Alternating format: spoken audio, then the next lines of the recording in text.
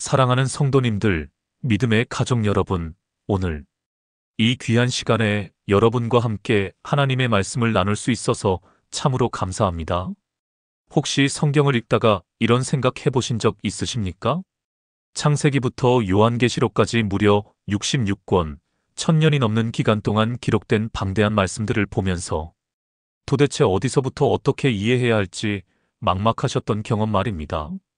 어떤 분은 매일 성경을 읽으려고 결심하지만 레위기쯤 가면 포기하게 되고, 또 어떤 분은 신약은 읽기 쉬운데 구약은 너무 어렵다고 느끼십니다.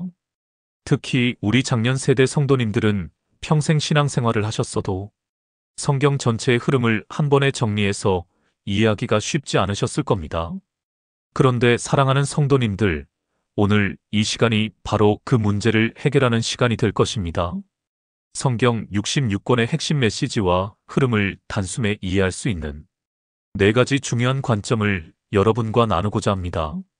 첫째로 구약 오경과 역사서를 통해 보는 하나님의 언약과 구원 역사, 둘째로 시가서와 예언서에 담긴 하나님의 마음과 메시아 약속, 셋째로 사복음서와 사도행전에 나타난 예수 그리스도의 구원 사역, 넷째로 서신서와 요한계시록이 보여주는 교회의 사명과 영광스러운 완성입니다.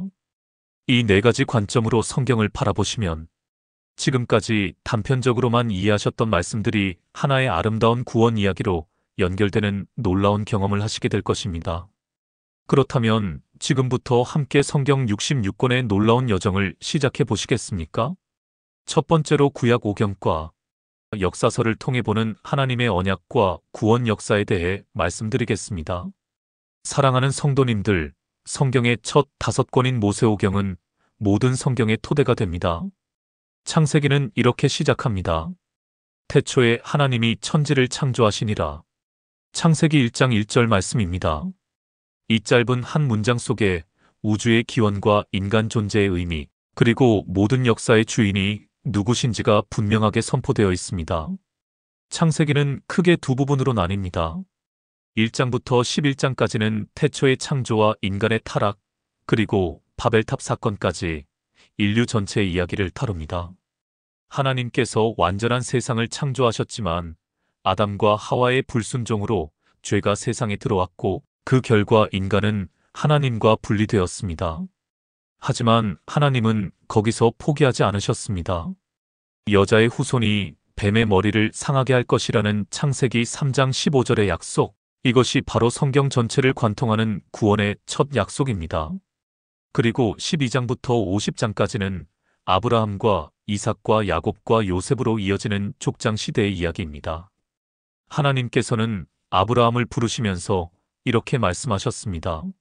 내가 너로 큰 민족을 이루고 내게 복을 주어 내 이름을 창대하게 하리니 너는 복이 될지라. 창세기 12장 2절입니다. 이 약속은 단순히 아브라함 개인에게만 주신 것이 아닙니다. 땅에 있는 모든 족속이 너로 말미암아 복을 얻을 것이라는 말씀처럼 전 인류를 향한 하나님의 구원 계획이 담겨 있습니다. 출애굽기로 넘어가면 우리는 이스라엘 백성이 400년 동안 애굽에서 노예 생활을 하다가 모세를 통해 해방되는 극적인 이야기를 만납니다. 하나님께서 모세에게 나타나셔서 자신을 소개하실 때 이렇게 말씀하셨습니다. 나는 스스로 있는 자니라. 출애굽기 3장 14절입니다. 이 말씀은 하나님께서 영원 전부터 영원 후까지 스스로 존재하시는 절대자이심을 선포하는 것입니다. 그분이 이스라엘을 애굽에서 건져내신 것은 그들이 특별히 의로워서가 아니라 아브라함과 맺으신 언약을 기억하셨기 때문입니다. 출애굽 사건은 단순한 민족 해방이 아닙니다. 이것은 죄의 노예 상태에 있는 인간을 구원하시는 하나님의 능력을 보여주는 예표입니다. 홍해를 가르시고 만나를 내리시며 반석에서 물을 내신 모든 기적은 하나님이 살아계신 구원의 하나님이심을 증거합니다. 그리고 시내산에서 주신 십계명과 율법은 하나님의 백성이 어떻게 살아야 하는지를 보여주는 삶의 원리입니다. 레위기는 많은 성도님들이 읽기 어려워하는 책입니다. 각종 제사법과 정결법, 절기에 관한 규정들이 빽빽하게 기록되어 있기 때문입니다. 그러나 레위기의 핵심은 19장 2절 말씀에 있습니다. 너희는 거룩하라. 나 여호와 너희 하나님이 거룩함이니라. 하나님께서 이스라엘을 구원하신 목적은 그들을 거룩한 제사장 나라로 삼으시기 위함이었습니다. 모든 제사 규정은 죄의 심각성과 속죄의 필요성을 가르치며 궁극적으로는 완전한 제사장이자 완전한 제물이 되실 예수 그리스도를 예표합니다. 민수기는 광야에서 40년을 방황하는 이스라엘의 불신앙과 하나님의 인내를 보여줍니다. 가나안까지는 불과 11일 거리였지만 백성들의 불순종으로 40년이 걸렸습니다. 이것은 우리에게 믿음의 중요성을 가르칩니다. 하나님의 약속은 반드시 이루어지지만 그것을 경험하려면 믿음으로 순종해야 합니다. 신명기는 모세의 마지막 설교입니다. 광야 40년을 돌아보며 모세는 백성들에게 하나님의 말씀을 마음에 새기라고 당부합니다. 오늘 내가 내게 명령하는 이 말씀을 너는 마음에 새기고 내 자녀에게 부지런히 가르치며 집에 앉았을 때에든지 길을 갈 때에든지 누워있을 때에든지 일어날 때에든지 이 말씀을 강론할 것이며 신명기 6장 6절에서 7절 말씀입니다. 이것은 신앙교육의 중요성을 강조하는 말씀입니다. 우리의 믿음은 일주일에 한 번 예배당에서만 작동하는 것이 아니라 삶의 모든 순간에 살아있어야 합니다. 여호수아서부터 에스더까지 12권의 역사서는 이스라엘이 약속의 땅에 들어가서 왕국을 세우고 번성하다가 결국 분열되고 멸망하여 포로로 잡혀갔다가 다시 돌아오는 과정을 기록합니다. 여호수아서는 믿음의 승리를 보여줍니다. 여리고 성이 무너지고 가나안 땅을 정복하는 과정에서 하나님께서 함께하시면 불가능이 없다는 것을 배웁니다. 마음을 강하게 하고 담대히 하라. 두려워하지 말며 놀라지 말라. 내가 어디로 가든지 내 하나님 여호와가 너와 함께하느니라. 여호수아 1장 9절 말씀입니다. 사사기는 반대로 불순종의 결과를 보여줍니다. 백성들이 하나님을 떠날 때마다 원수의 손에 넘겨졌고 부르짖을 때마다 하나님께서 사사를 보내어 구원하셨습니다. 이 패턴이 반복되면서 인간의 연약함과 하나님의 신실하심이 대조됩니다. 룻기는 어두운 사사 시대에 빛나는 한 여인의 이야기입니다. 이방 여인 룻이 보여준 충성과 믿음은 결국 다윗 왕의 조상이 되고 예수님의 족보에 이름을 올리는 영광으로 이어집니다. 사무엘상하는 이스라엘이 왕국으로 전환되는 과정을 다룹니다. 백성들이 왕을 요구했을 때 하나님은 그것을 겁으로 받아들이셨지만 결국 허락하셨습니다. 사울 왕은 불순종으로 버림받았고 다윗이 하나님의 마음에 합한 사람으로 선택되었습니다. 여호와께서 사무엘에게 이르시되 그의 용모와 키를 보지 말라. 내가 이미 그를 버렸노라. 내가 보는 것은 사람과 같지 아니하니 사람은 외모를 보거니와 나 여호와는 중심을 보느니라. 사무엘상 16장 7절 말씀입니다. 하나님은 겉모습이 아니라 마음을 보십니다. 다윗은 완벽한 사람이 아니었습니다. 밧세바 사건으로 큰 죄를 범했지만 회개했고 하나님은 그를 용서하셨습니다. 이것이 바로 은혜입니다. 열왕기상하는 솔로몬의 영광과 왕국의 분열 그리고 멸망을 기록합니다. 솔로몬은 지혜를 구하여 받았고 성전을 건축했지만 말년에 우상 숭배에 빠졌습니다. 그의 아들 르호보암 때 왕국이 남북으로 분열되었고 북이스라엘은 기원전 722년에 아수르에게, 남유다는 기원전 586년에 바벨론에게 멸망당했습니다. 이 과정에서 엘리야와 엘리사 같은 위대한 선지자들이 일어나 백성들을 하나님께로 돌이키려 했지만 대부분의 왕들과 백성들은 우상 숭배를 계속했습니다. 역대기상하는 같은 역사를 제사장적 관점에서 다시 기록합니다. 특히 다윗의 왕조와 성전 예배를 강조하며 하나님께 예배하는 것이 얼마나 중요한지를 보여줍니다. 에스라와 느헤미야는 포로 생활 70년 후 예루살렘으로 돌아와 성전과 성벽을 재건하는 이야기입니다. 비록 이전의 영광은 회복되지 않았지만 하나님의 말씀을 중심으로 공동체를 재건했습니다. 에스더는 페르시아 궁전에서 유대인 학살 위기를 막아낸 한 여인의 용기를 보여줍니다. 내가 왕후의 자리를 얻은 것이 이때를 위함이 아닌지 누가 알겠느냐? 에스더 4장 14절 말씀처럼 하나님은 보이지 않는 곳에서 역사하십니다. 사랑하는 성도님들, 이 모든 역사서를 통해 우리가 배우는 교훈은 무엇입니까? 하나님은 역사의 주관자이시며 인간의 불순종에도 불구하고 구원의 계획을 포기하지 않으신다는 것입니다. 이스라엘의 실패는 우리에게 경고가 되고 하나님의 신실하심은 우리에게 소망이 됩니다. 두 번째로 시가서와 예언서에 담긴 하나님의 마음과 메시아 약속에 대해 말씀드리겠습니다. 구약의 중간 부분에는 욥기, 시편, 잠언, 전도서, 아가서 5권의 시가서가 있습니다. 이 책들은 역사적 사건을 기록하는 대신 인간의 내면과 하나님과의 관계를 깊이 탐구합니다. 욥기는 인류 역사상 가장 오래된 질문 중 하나를 다룹니다. 의로운 사람에게 왜 고난이 임하는가? 욥은 완전하고 정직하여 하나님을 경외하며 악에서 떠난 사람이었지만 하루아침에 모든 것을 잃었습니다. 자녀들, 재산, 건강까지 모두 빼앗겼습니다. 그의 친구들은 고난이 죄의 결과라고 주장했지만 욥은 자신의 결백을 주장했습니다. 긴 논쟁 끝에 하나님께서 직접 나타나셔서 말씀하셨습니다. 내가 땅에 기초를 놓을 때에 내가 어디 있었느냐? 욥기 38장 4절입니다. 하나님은 욥의 질문에 직접 답하시는 대신 자신이 누구신지를 보여주셨습니다. 욥은 깨달았습니다. 내가 주께 대하여 귀로 듣기만 하였더니 이제는 눈으로 주를 배웠나이다. 욥기 42장 5절 말씀입니다. 고난의 이유를 이해하는 것보다 중요한 것은 고난 가운데서도 하나님을 신뢰하는 것입니다. 시편은 성경에서 가장 사랑받는 책 중 하나입니다. 150편의 시로 이루어진 이 책은 인간의 모든 감정을 담고 있습니다. 기쁨과 감사, 슬픔과 탄식, 회개와 찬양, 두려움과 확신이 모두 들어 있습니다. 시편 23편은 가장 유명한 시편입니다. 여호와는 나의 목자시니 내게 부족함이 없으리로다. 이 고백은 단순한 낙관주의가 아닙니다. 어두운 골짜기를 지날 때에도 주님이 함께 하신다는 확신에서 나오는 믿음입니다. 시편 1편은 복 있는 사람의 특징을 알려줍니다. 복 있는 사람은 악인들의 꾀를 따르지 아니하며 죄인들의 길에 서지 아니하며 오만한 자들의 자리에 앉지 아니하고 오직 여호와의 율법을 즐거워하여 그의 율법을 주야로 묵상하는도다. 시편 1편 1절에서 2절 말씀입니다.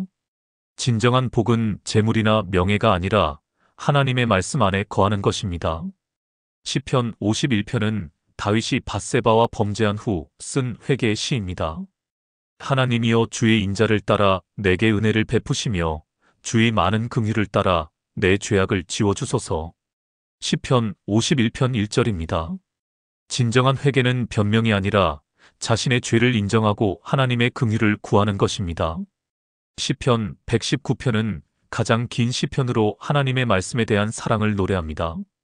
주의 말씀은 내 발의 등이요 내 길의 빛이니이다. 시편 119편 105절 말씀은 우리 삶의 모든 순간에 하나님의 말씀이 필요함을 일깨웁니다.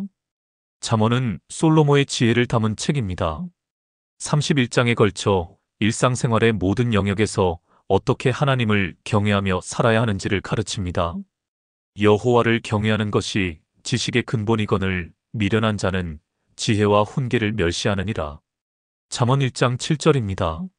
진정한 지혜는 하나님을 아는 것에서 시작됩니다. 세상의 지식이 아무리 많아도 하나님을 모르면 어리석은 것입니다. 잠언은 또한 실제적인 삶의 지혜를 가르칩니다. 게으른 자여 개미에게 가서 그가 하는 것을 보고 지혜를 얻으라. 잠언 6장 6절처럼 부지런함을, 수를 경계하라는 말씀, 정직하게 살라는 교훈, 부모를 공경하라는 가르침 등이 가득합니다. 전도서는 솔로몬가 인생의 말년에 쓴 것으로 추정됩니다. 헛되고 헛되며 헛되고 헛되니 모든 것이 헛되도다. 전도서 1장 2절의 이 선언은 허무주의가 아닙니다. 하나님 없는 인생의 무의미함을 깨닫게 하는 것입니다. 솔로몬은 지혜, 쾌락, 사업, 부를 다 경험했지만 그것들이 궁극적 만족을 주지 못한다는 것을 발견했습니다. 결론은 전도서 12장 13절에 나옵니다. 일의 결국을 다 들었으니 하나님을 경외하고 그의 명령들을 지킬지어다. 이것이 모든 사람의 본분이니라. 인생의 의미는 하나님과의 관계에 있습니다. 아가서는 사랑의 시입니다. 표면적으로는 솔로모와 술람미 여인의 사랑 이야기지만 영적으로는 하나님과 그의 백성, 그리스도와 교회의 관계를 상징합니다. 내가 그의 그늘 아래에 앉아서 심히 기뻐하였고 그의 열매가 내 입에 달았도다. 아가 2장 3절 말씀은 주님과의 친밀한 교제가 주는 기쁨을 표현합니다. 이제 예언서로 넘어가겠습니다. 예언서는 크게 대선지서 5권과 소선지서 12권으로 나뉩니다. 이사야는 예언서의 왕이라 불립니다. 66장으로 이루어진 이 책은 심판과 구원, 메시아의 초림과 재림을 모두 예언합니다. 이사야 7장 14절은 유명한 메시아 예언입니다. 그러므로 주께서 친히 징조를 너희에게 주실 것이라. 보라, 처녀가 잉태하여 아들을 낳을 것이요 그의 이름을 임마누엘이라 하리라. 이 예언은 700년 후 예수님의 탄생으로 성취되었습니다. 이사야 9장 6절은 메시아의 신성을 예언합니다. 이는 한 아기가 우리에게 낳고 한 아들을 우리에게 주신 바 되었는데 그의 어깨에는 정사를 메었고 그의 이름은 기묘자라 모사라 전능하신 하나님이라 영존하시는 아버지라 평강의 왕이라 할 것임이라. 이사야 53장은 고난받는 종에 대한 예언으로 예수님의 십자가를 놀랍도록 정확하게 묘사합니다. 그는 실로 우리의 질고를 지고 우리의 슬픔을 당하였거늘 우리는 생각하기를 그는 징벌을 받아 하나님께 맞으며 고난을 당한다 하였노라. 그가 찔림은 우리의 허물 때문이요 그가 상함은 우리의 죄악 때문이라. 이사야 53장 4절과 5절입니다. 이 예언이 기록된 것은 예수님 탄생 700년 전입니다. 예레미야는 눈물의 선지자로 불립니다. 유다의 멸망이 임박한 시기에 40년 동안 회개를 외쳤지만 아무도 듣지 않았습니다. 예레미야 29장 11절은 포로로 잡혀간 백성들에게 주신 소망의 말씀입니다. 여호와의 말씀이니라. 너희를 향한 나의 생각을 내가 아나니 평안이요 재앙이 아니니라. 너희에게 미래와 희망을 주는 것이니라. 가장 어두운 순간에도 하나님은 미래와 희망을 약속하십니다. 예레미야에가는 예루살렘의 멸망을 슬퍼하는 5편의 시입니다. 하지만 3장 22절에서 23절에 놀라운 고백이 나옵니다. 여호와의 인자와 긍휼이 무궁하심으로 우리가 진멸되지 아니함이니이다. 이것들이 아침마다 새로우니 주의 성실하심이 크시도소이다. 절망 속에서도 하나님의 신실하심을 고백하는 것, 이것이 진정한 믿음입니다. 에스겔은 포로로 잡혀간 백성들 사이에서 예언했습니다. 그의 예언은 환상적이고 상징적입니다. 에스겔 37장의 마른 뼈 환상은 죽은 것 같은 이스라엘이 다시 살아날 것을 예언합니다. 인자야, 이 뼈들이 능히 살 수 있겠느냐 하시기로 내가 대답하되 주 여호와여 주께서 아시나이다. 에스겔 37장 3절입니다. 하나님께서 생기를 불어넣으시자 마른 뼈들이 일어나 큰 군대가 되었습니다. 이것은 영적으로 죽었던 사람이 하나님의 영으로 새 생명을 얻는 것을 상징합니다. 다니엘은 바벨론 궁전에서 높은 지위에 올랐지만 신앙을 지켰습니다. 사자 굴에 던져졌을 때도 하나님이 보호하셨고 풀무불 속에서도 새 친구를 지키셨습니다. 다니엘서는 또한 미래에 대한 중요한 예언들을 담고 있습니다. 특히 70일의 예언은 메시아의 오심과 마지막 때에 대한 계시입니다. 소선지서 12권은 짧지만 강력한 메시지를 담고 있습니다. 호세아는 불성실한 아내 고멜을 사랑한 자신의 경험을 통해 배교한 이스라엘을 향한 하나님의 변함없는 사랑을 보여줍니다. 요엘은 메뚜기 재앙을 통해 회개를 촉구하며 성령 강림을 예언합니다. 너희는 옷을 찢지 말고 마음을 찢고 너희 하나님 여호와께로 돌아올지어다. 그는 은혜로우시며 자비로우시며 노하기를 더디하시며 이내가 크시사 뜻을 돌이켜 재앙을 내리지 아니하시나니. 요엘 2장 13절입니다. 진정한 회개는 겉모습이 아니라 마음의 변화입니다. 아모스는 사회 정의를 강조한 선지자입니다. 종교의식은 화려하지만 불의가 만연한 사회를 향해 외쳤습니다. 오직 정의를 물같이 공의를 마르지 않는 강같이 흐르게 할지어다. 아모스 5장 24절 말씀입니다. 하나님은 예배와 함께 정의로운 삶을 요구하십니다. 아니다. 오바자는 가장 짧은 구약책으로 에돔의 교만을 책망합니다. 요나는 니느웨로 가기를 거부하고 도망갔다가 큰 물고기 뱃속에서 3일을 보낸 이야기입니다. 결국 순종하여 니느웨에서 전도했고 온 성이 회개했습니다. 이 책은 하나님의 긍휼이 이스라엘뿐 아니라 모든 민족을 향한다는 것을 보여줍니다. 미가는 메시아가 베들레헴에서 태어날 것을 예언했습니다. 베들레헴 에브라다야, 너는 유다 족속 중에 작을지라도 이스라엘을 다스릴 자가 내게서 내게로 나올 것이라. 미가 5장 2절입니다. 700년 후 이 예언대로 예수님이 베들레헴에서 탄생하셨습니다. 나훔은 니느웨의 멸망을 예언했고 하박국은 악이 번성하는 것을 보며 하나님께 질문했습니다. 그러나 결론은 이것이었습니다. 의인은 그의 믿음으로 말미암아 살리라. 하박국 2장 4절입니다. 이 말씀은 신약에서 칭의의 핵심 구절로 인용됩니다. 스바냐는 여호와의 날을 경고했고 학개와 스가랴는 성전 재건을 격려했습니다. 말라기는 구약의 마지막 책으로 메시아의 길을 예비할 자를 예언했습니다. 보라, 내가 내 사자를 보내리니 그가 내 앞에서 길을 예비할 것이요. 말라기 3장 1절입니다. 이 예언은 400년 후 세례 요한으로 성취되었습니다. 사랑하는 성도님들, 시가서와 예언서를 통해 우리는 하나님의 마음을 봅니다. 그분은 우리의 슬픔과 기쁨을 아시고 회개하면 용서하시며 약속을 반드시 지키시는 신실한 하나님이십니다. 그리고 무엇보다 메시아를 보내어 인류를 구원하시겠다는 약속을 수백 번 반복하셨습니다. 세 번째로, 사복음서와 사도행전에 나타난 예수 그리스도의 구원 사역에 대해 말씀드리겠습니다. 사랑하는 성도님들, 말라기서 이후 400년의 침묵기가 지나고 마침내 신약시대가 열렸습니다. 구약의 모든 예언과 약속이 한 분을 가리키고 있었습니다. 바로 예수 그리스도입니다. 마태복음은 유대인을 대상으로 쓰여진 복음서로 예수님이 약속된 메시아이심을 증명합니다. 족보로 시작하여 예수님이 아브라함과 다윗의 자손임을 밝힙니다. 동방 박사들이 찾아와 경배한 것, 산상수훈에서 율법의 참된 의미를 가르치신 것, 수많은 기적들이 모두 그분이 왕이심을 증거합니다. 마태복음 5장에서 7장까지 이어지는 산상수훈은 천국 백성의 삶의 원리를 담고 있습니다. 심령이 가난한 자는 복이 있나니 천국이 그들의 것이며. 마태복음 5장 3절입니다. 세상의 가치관과 정반대입니다.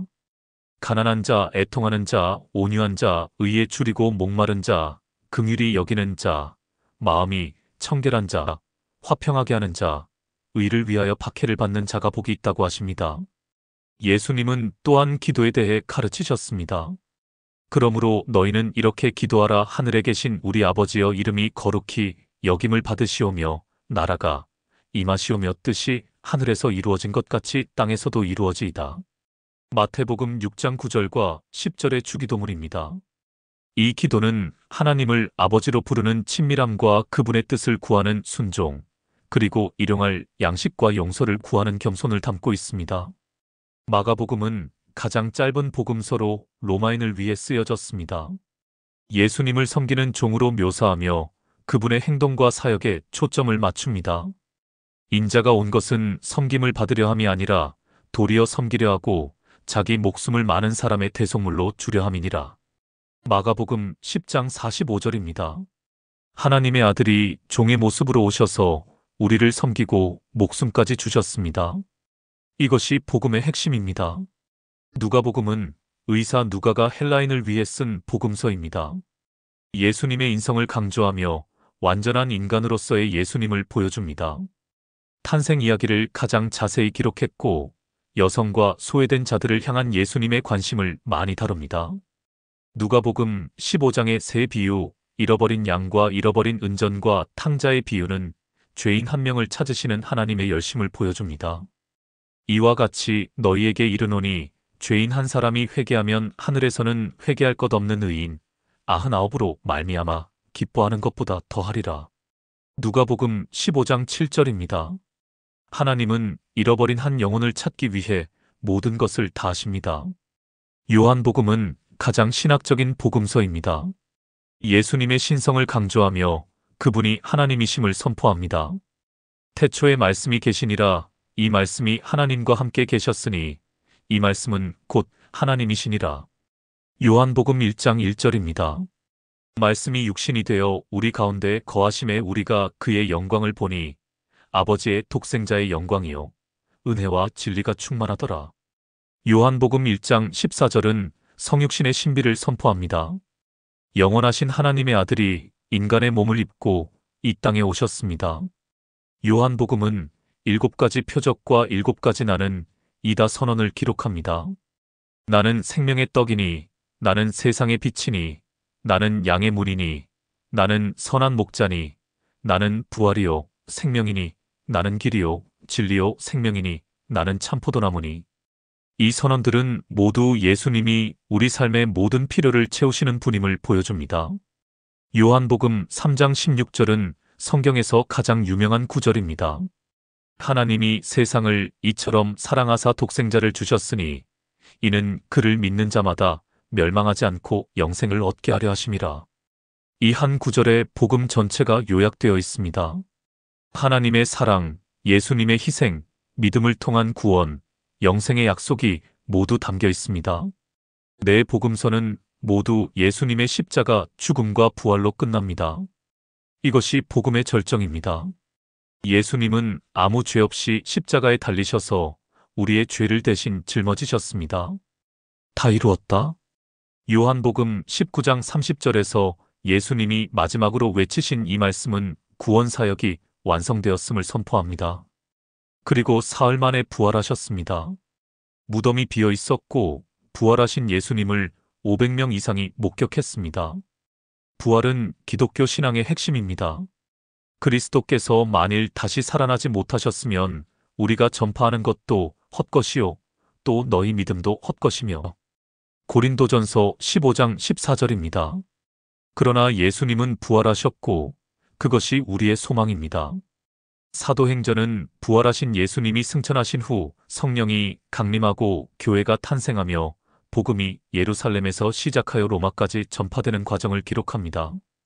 오직 성령이 너희에게 임하시면 너희가 권능을 받고 예루살렘과 온 유대와 사마리아와 땅 끝까지 이르러 내 증인이 되리라. 사도행전 1장 8절은 교회의 사명을 선포합니다. 오순절에 성령이 임하자 제자들이 변화되었습니다. 두려움에 떨던 베드로가 담대하게 설교했고 3,000명이 회개하고 세례를 받았습니다. 초대 교회는 날마다 모여 기도하고 말씀을 배우며 떡을 떼고 교제했습니다. 믿는 사람이 다 함께 있어 모든 물건을 서로 통용하고 또 재산과 소유를 팔아 각 사람의 필요를 따라 나누어 주며. 사도행전 2장 44절과 45절입니다. 이것이 참된 교회의 모습입니다. 사도행전은 또한 복음이 유대인에게서 이방인에게로 확장되는 과정을 보여줍니다. 사마리아 사람들이 믿었고 에디오피아 내시가 세례를 받았으며 고넬료의 가정에 성령이 임했습니다. 그리고 사울이라는 박해자가 극적으로 회심하여 바울이라는 위대한 사도가 되었습니다. 바울은 3차례 전도 여행을 통해 소아시아와 마케도니아와 아가야에 교회를 세웠습니다. 에베소, 빌립보, 데살로니가, 고린도, 로마에 복음이 전파되었습니다. 수많은 반대와 박해가 있었지만 복음은 막을 수 없었습니다. 사도행전은 끝이 열려 있습니다. 바울이 로마에서 복음을 전하는 것으로 끝나지만 이야기는 계속됩니다. 왜냐하면 교회의 사명은 아직 완성되지 않았기 때문입니다. 오늘날도 성령님은 교회를 통해 일하고 계십니다. 사랑하는 성도님들, 사복음서와 사도행전은 우리에게 무엇을 말합니까? 예수 그리스도가 구약의 모든 약속을 성취하신 메시아이시며 그분의 죽음과 부활로 구원이 완성되었고 성령의 능력으로 복음이 온 세상에 전파되고 있다는 것입니다. 이것이 우리가 믿고 전해야 할 좋은 소식입니다. 챕터 4. 네 번째로 서신서와 요한계시록이 보여주는 교회의 사명과 영광스러운 완성에 대해 말씀드리겠습니다. 사도행전 이후 신약의 대부분은 서신서입니다. 이 편지들은 초대 교회에 보낸 실제 편지로서 교리를 가르치고 문제를 해결하며 믿음을 격려합니다. 로마서는 바울이 로마 교회에 보낸 편지로 복음의 핵심 교리를 가장 체계적으로 설명합니다. 내가 복음을 부끄러워하지 아니하노니 이 복음은 모든 믿는 자에게 구원을 주시는 하나님의 능력이 됨이라. 로마서 1장 16절입니다. 바울은 모든 사람이 죄인이라는 것을 먼저 증명합니다. 의인은 없나니 하나도 없으며. 로마서 3장 10절입니다. 유대인이나 헬라인이나 모두 죄 아래 있으며 율법을 지켜서는 의롭게 될 수 없습니다. 그러나 하나님께서 해결책을 주셨습니다. 사람이 의롭게 되는 것은 율법의 행위로 말미암음이 아니요 오직 예수 그리스도를 믿음으로 말미암는 줄 알므로 우리도 그리스도 예수를 믿나니 이는 우리가 율법의 행위로서가 아니고 그리스도를 믿음으로써 의롭다 함을 얻으려 함이라. 갈라디아서 2장 16절 말씀과 같은 맥락입니다. 로마서 5장 8절은 하나님의 사랑을 선포합니다. 우리가 아직 죄인 되었을 때에 그리스도께서 우리를 위하여 죽으심으로 하나님께서 우리에 대한 자기의 사랑을 확증하셨느니라. 우리가 선해서가 아니라 하나님이 먼저 사랑하셨습니다.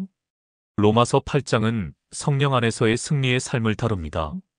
그러므로 이제 그리스도 예수 안에 있는 자에게는 결코 정죄함이 없나니. 로마서 8장 1절입니다. 예수님을 믿는 자는 더 이상 정죄받지 않습니다. 과거의 죄가 아무리 크고 많아도 그리스도 안에서 용서받았습니다. 로마서 8장 28절은 많은 분들이 사랑하는 구절입니다. 우리가 알거니와 하나님을 사랑하는 자, 곧 그의 뜻대로 부르심을 입은 자들에게는 모든 것이 합력하여 선을 이루느니라. 좋은 일만 일어난다는 뜻이 아닙니다. 어려운 일도 있지만 하나님께서 모든 것을 사용하셔서 결국 선한 결과를 만드신다는 약속입니다. 로마서 12장은 실제적인 그리스도인의 삶을 가르칩니다. 너희 몸을 하나님이 기뻐하시는 거룩한 산 제물로 드리라. 이는 너희가 드릴 영적 예배니라. 로마서 12장 1절입니다. 진정한 예배는 주일 아침만이 아니라 우리의 전 생애를 하나님께 드리는 것입니다. 고린도전서와 후서는 문제 많은 고린도 교회에 보낸 편지입니다. 분쟁, 음행, 소송, 우상제물, 은사의 남용 등 여러 문제가 있었습니다. 바울은 이 문제들을 하나하나 다루면서 사랑의 중요성을 강조합니다. 고린도전서 13장은 사랑장으로 유명합니다. 내가 사람의 방언과 천사의 말을 할지라도 사랑이 없으면 소리나는 구리와 울리는 꽹과리가 되고. 고린도전서 13장 1절입니다. 아무리 큰 은사가 있어도 사랑이 없으면 아무 소용이 없습니다. 사랑은 오래 참고 사랑은 온유하며 시기하지 아니하며 사랑은 자랑하지 아니하며 교만하지 아니하며 무례히 행하지 아니하며 자기의 유익을 구하지 아니하며 성내지 아니하며 악한 것을 생각하지 아니하며. 고린도전서 13장 4절과 5절입니다. 이것이 참된 사랑의 모습입니다. 고린도전서 15장은 부활에 대한 가장 상세한 설명입니다. 그리스도께서 죽으시고 장사되시고 부활하신 것이 복음의 핵심입니다. 갈라디아서는 율법주의와 싸우는 편지입니다. 그리스도께서 우리를 자유롭게 하려고 자유를 주셨으니 그러므로 굳건하게 서서 다시는 종의 멍에를 매지 말라. 갈라디아서 5장 1절입니다. 우리는 율법의 노예가 아니라 은혜로 자유를 얻은 하나님의 자녀입니다. 에베소서는 교회론에 대한 깊은 가르침을 담고 있습니다. 그는 우리의 화평이신지라 둘로 하나를 만드사 원수된 것 곧 중간에 막힌 담을 자기 육체로 허시고. 에베소서 2장 14절입니다. 예수님은 유대인과 이방인의 벽을 허시고 하나의 새 사람을 만드셨습니다. 에베소서 6장은 영적 전쟁에 대해 가르칩니다.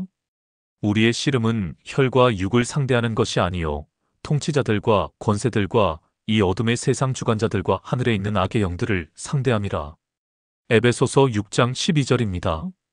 그러므로 하나님의 전신 갑주를 입어야 합니다. 빌립보서는 기쁨의 편지입니다. 바울이 감옥에서 썼지만 기쁨이 넘칩니다. 주 안에서 항상 기뻐하라. 내가 다시 말하노니 기뻐하라. 빌립보서 4장 4절입니다. 기쁨은 환경이 좋아서가 아니라 주님이 함께 하시기 때문입니다. 골로새서는 그리스도의 우월성을 선포합니다. 그는 보이지 아니하는 하나님의 형상이시요 모든 피조물보다 먼저 나신 이시니. 골로새서 1장 15절입니다. 데살로니가전서와 후서는 재림에 대한 가르침을 담고 있습니다. 주께서 호령과 천사장의 소리와 하나님의 나팔 소리로 친히 하늘로부터 강림하시리니. 데살로니가전서 4장 16절입니다. 예수님은 다시 오십니다. 디모데전서와 후서, 디도서는 목회 서신으로 교회 지도자들을 위한 지침을 담고 있습니다. 내가 내게 들은 바를 충성된 사람들에게 부탁하라. 그들이 또 다른 사람들을 가르칠 수 있으리라. 디모데후서 2장 2절은 제자 훈련의 원리입니다. 빌레몬서는 도망친 노예 오네시모를 위해 쓴 짧은 편지로 용서와 화해를 다룹니다. 히브리서는 구약과 신약을 연결하며 예수님이 모든 면에서 구약보다 우월하심을 증명합니다. 옛적의 선지자들을 통하여 여러 부분과 여러 모양으로 우리 조상들에게 말씀하신 하나님이 이 모든 날 마지막에는 아들을 통하여 우리에게 말씀하셨으니. 히브리서 1장 1절과 2절입니다. 예수님은 더 나은 선지자, 더 나은 제사장, 더 나은 제사, 더 나은 언약을 가져오셨습니다. 히브리서 11장은 믿음장으로 구약의 믿음의 영웅들을 소개합니다. 믿음은 바라는 것들의 실상이요 보이지 않는 것들의 증거니. 히브리서 11장 1절입니다. 야고보서는 실천적 믿음을 강조합니다. 행함이 없는 믿음은 죽은 것이니라. 야고보서 2장 17절입니다. 참된 믿음은 반드시 행동으로 나타납니다. 베드로전서와 후서는 고난받는 성도들을 격려합니다. 너희가 이제 여러 가지 시험으로 말미암아 잠깐 근심하게 되지 않을 수 없으나 오히려 크게 기뻐하는도다. 베드로전서 1장 6절입니다. 고난은 믿음을 연단합니다. 요한 1서, 2서, 3서는 사랑과 진리를 강조합니다. 사랑하는 자들아, 우리가 서로 사랑하자. 사랑은 하나님께 속한 것이니 사랑하는 자마다 하나님으로부터 나서 하나님을 알고. 요한 1서 4장 7절입니다. 유다서는 거짓 교사들을 경계하라고 경고합니다. 성도 여러분, 여러분은 자기의 지극히 거룩한 믿음 위에 자신을 세우며 성령으로 기도하며 하나님의 사랑 안에서 자신을 지키며 영생에 이르도록 우리 주 예수 그리스도의 긍휼을 기다리라. 유다서 20절과 21절입니다. 마지막 때에 조롱하는 자들이 일어날 것이지만 우리는 믿음 위에 굳게 서야 합니다. 이제 성경의 마지막 책인 요한계시록에 대해 말씀드리겠습니다. 사랑하는 성도님들, 많은 분들이 요한계시록을 어려워하십니다. 상징과 환상이 많아서 이해하기 쉽지 않기 때문입니다. 그러나 요한계시록의 핵심 메시지는 분명합니다. 예수 그리스도께서 역사의 주관자시며 악은 반드시 심판받고 선은 반드시 승리한다는 것입니다. 요한계시록 1장 8절에서 주님은 자신을 이렇게 소개하십니다. 주 하나님이 이르시되 나는 알파와 오메가라. 이제도 있고 전에도 있었고 장차 올 자요 전능한 자라 하시더라. 알파는 헬라어 첫 글자이고 오메가는 마지막 글자입니다. 예수님은 시작이시며 끝이시고 모든 것을 주관하시는 분입니다. 요한계시록 2장과 3장은 7교회에 보낸 편지입니다. 에베소, 서머나, 버가모, 두아디라, 사데, 빌라델비아, 라오디게아 교회에 각각 칭찬과 책망과 권면을 하십니다. 이 편지들은 당시 교회뿐 아니라 오늘날 우리 교회에도 적용됩니다. 라오디게아 교회에 주신 말씀은 특히 마음에 와닿습니다. 내가 내 행위를 아노니 내가 차지도 아니하고 뜨겁지도 아니하도다. 내가 차든지 뜨겁든지 하기를 원하노라. 요한계시록 3장 15절입니다.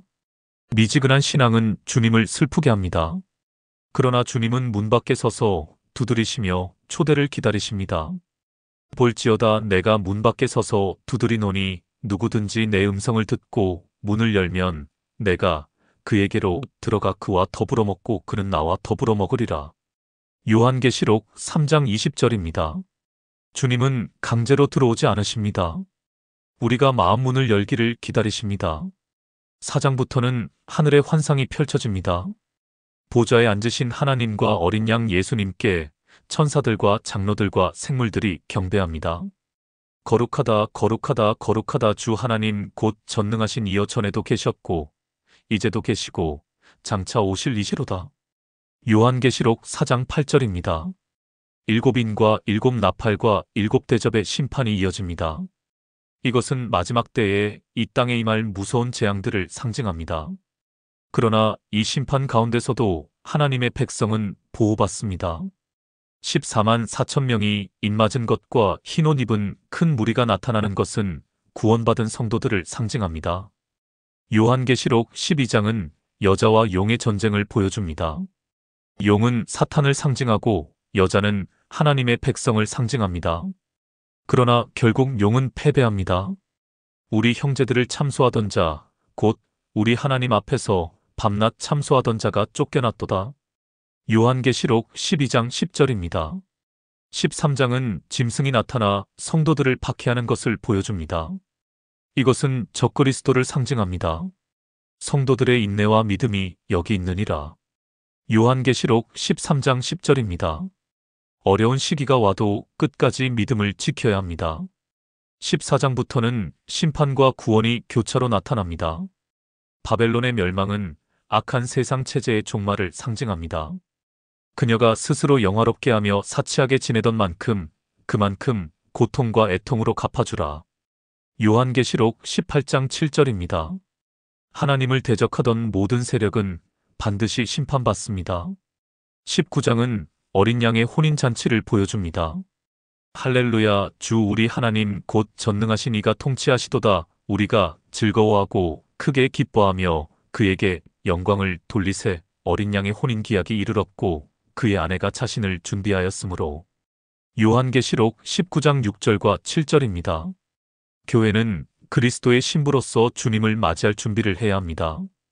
그리고 백마탄 자가 나타나 최후의 전쟁에서 승리하십니다. 그 이름은 하나님의 말씀이라 칭하더라. 요한계시록 19장 13절입니다. 20장은 천년왕국과 최후의 심판을 다룹니다. 사탄이 1000년 동안 결박되고 순교자들이 그리스도와 함께 왕 노릇합니다.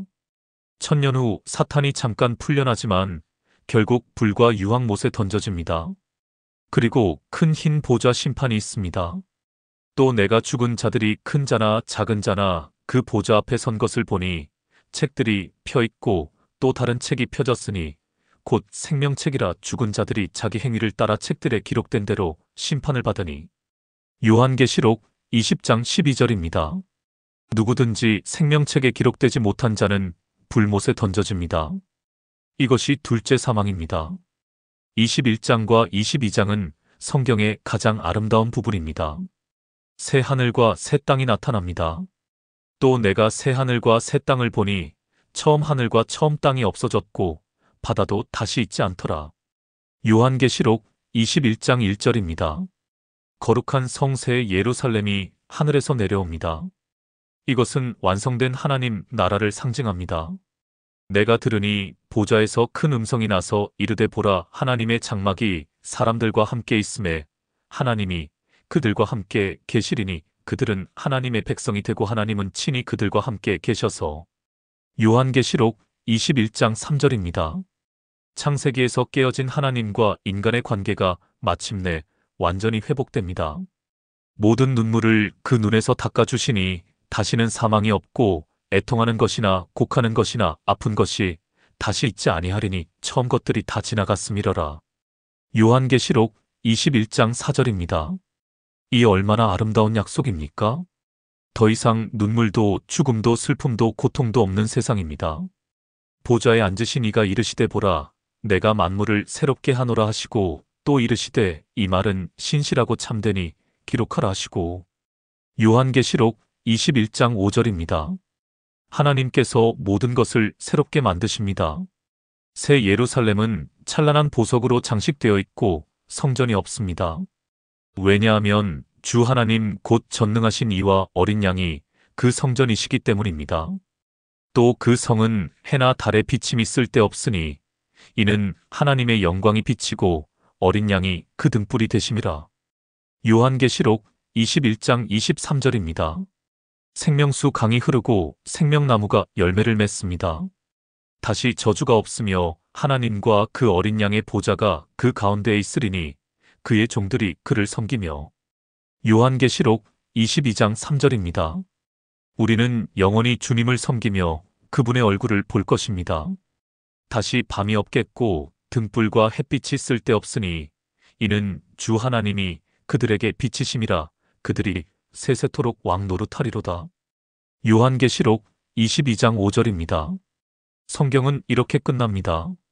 증언하신 이가 이르시되 내가 진실로 속히 오리라 하시거늘 아멘. 주 예수여 오시옵소서. 요한계시록 22장 20절입니다. 이것이 모든 성도의 간절한 기도입니다. 주 예수여 오시옵소서. 사랑하는 성도님들, 이제 우리는 창세기부터 요한계시록까지 성경 66권의 여정을 마쳤습니다. 지금까지 함께 살펴본 내용을 정리해 보겠습니다. 첫째로 구약 오경과 역사서를 통해 우리는 하나님의 언약과 구원 역사를 배웠습니다. 하나님께서 세상을 창조하시고 타락한 인간을 구원하시기 위해 아브라함을 부르시고 이스라엘을 택하셨습니다.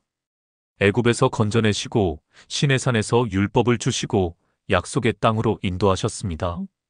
왕국이 세워지고 분열되고 멸망했지만 하나님은 구원의 약속을 포기하지 않으셨습니다.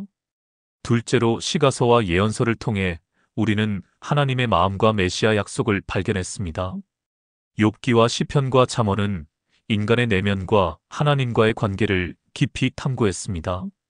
선지자들은 백성의 죄를 책망하고 회개를 촉구했지만 동시에 오실 메시아를 예언했습니다. 베들레헴에서 처녀에게서 태어나실 분, 고난받는 종으로 오셔서 우리 죄를 담당하실 분, 영원한 왕으로 다스리실 분을 수백 번 예언했습니다. 셋째로 사복음서와 사도행전을 통해 우리는 예수 그리스도의 구원 사역을 목격했습니다. 구약의 모든 예언이 예수님 안에서 성취되었습니다. 그분은 하나님이시면서 인간이 되셨고 기적을 행하시고 진리를 가르치셨으며 십자가에서 우리 죄를 대속하시고 부활하셨습니다. 그리고 성령을 보내셔서 교회를 세우시고 복음이 온 세상에 전파되게 하셨습니다. 넷째로 서신서와 요한계시록을 통해 우리는 교회의 사명과 영광스러운 완성을 배웠습니다. 사도들의 편지는 우리에게 어떻게 믿음으로 살아야 하는지를 가르칩니다. 칭의, 성화, 영화, 교회, 은사, 사랑, 소망, 재림에 대한 모든 진리가 담겨 있습니다. 그리고 요한계시록은 역사가 어떻게 끝날 것인지를 보여줍니다. 악은 심판받고 선은 승리하며 하나님께서 만물을 새롭게 하실 것입니다. 사랑하는 성도님들, 성경 66권은 하나의 이야기입니다. 창조, 타락, 구속, 완성의 이야기입니다. 하나님께서 세상을 창조하셨고 인간이 타락했지만 예수 그리스도를 통해 구속하시고 마침내 새하늘과 새 땅에서 모든 것을 완성하실 것입니다. 이 모든 이야기의 중심에는 예수 그리스도가 계십니다. 구약은 오실 그리스도를 예언하고 복음서는 오신 그리스도를 보여주며 서신서는 우리 안에 계신 그리스도를 설명하고 요한계시록은 다시 오실 그리스도를 선포합니다. 그러므로 성경을 읽을 때마다 예수님을 발견하십시오. 모든 말씀이 궁극적으로 그분을 가리키고 있습니다. 이제 여러분은 성경 전체의 흐름을 이해하셨습니다. 더 이상 창세기에서 레위기 사이에서 포기하지 마십시오. 각 책이 전체 이야기 속에서 어떤 역할을 하는지 아시니까 읽는 재미가 다를 것입니다. 구약을 읽으면서 메시아를 기대하십시오. 신약을 읽으면서 그 메시아가 바로 예수님이심을 확인하십시오. 그리고 이 복음을 세상에 전하는 것이 우리의 사명임을 기억하십시오. 오늘 이 귀한 시간을 통해 성경에 대한 새로운 이해와 사랑이 생기셨기를 바랍니다. 이 영상이 도움이 되셨다면 좋아요 버튼을 눌러주시고 구독과 알림 설정도 부탁드립니다. 그리고 댓글로 여러분의 생각과 은혜 받은 내용을 나누어 주십시오. 어떤 성경책에 대해 더 자세히 알고 싶으신지, 어떤 주제로 다음 영상을 만들면 좋을지 의견을 주시면 큰 힘이 되겠습니다. 사랑하는 믿음의 가족 여러분, 하나님의 말씀은 살아있고 활력이 있어서 우리 삶을 변화시킵니다. 날마다 이 귀한 말씀을 읽고 묵상하며 순종하시기를 바랍니다. 창세기부터 요한계시록까지 이 모든 말씀이 여러분을 향한 하나님의 사랑의 편지입니다. 주님께서 여러분과 항상 함께 하시고 성령님께서 말씀을 깨닫게 하시며 하나님 아버지께서 날마다 복 주시기를 기도합니다. 하나님의 은혜와 평강이 여러분 모두에게 충만하시기를 축원합니다. 샬롬.